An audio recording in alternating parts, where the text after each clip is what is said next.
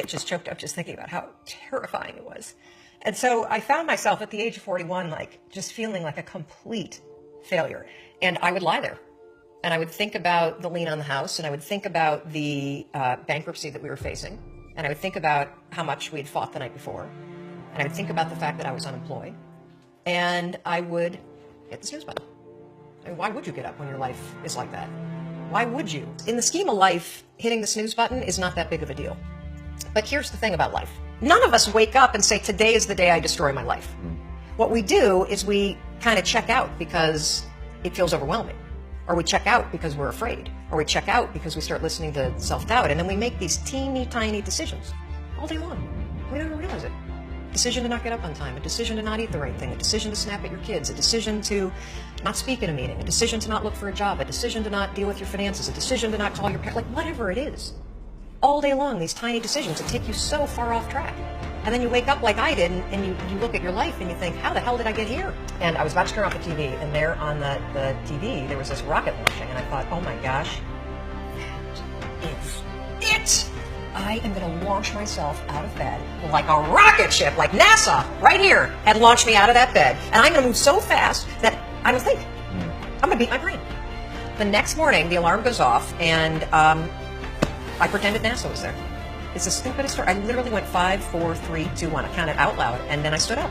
And I'll never forget standing there in my bedroom. It was dark, it was cold, it was winter in Boston.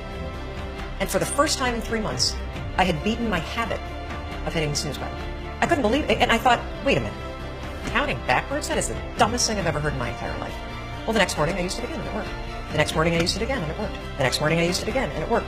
And then I started to notice something really interesting. You have about a 5-second window in which you can move from idea to action before your brain kicks into full gear and sabotages any change in behavior.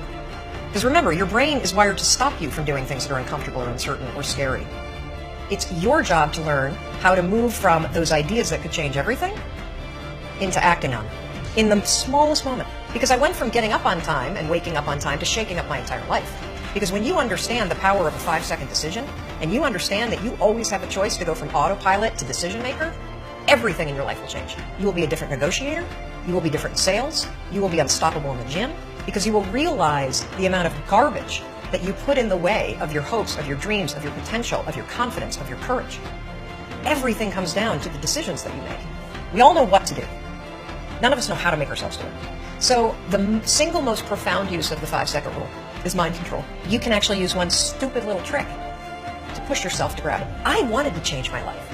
And I think most people that are miserable or that are really like dying to be great and dying to have more, we want to change. We want to live a better life. We want to create more for our families. We want to be happier. The desire is there. It's your job to push yourself. There are tricks that you can use that actually outsmart the tricks your brain plays on you. You can outsmart your own brain.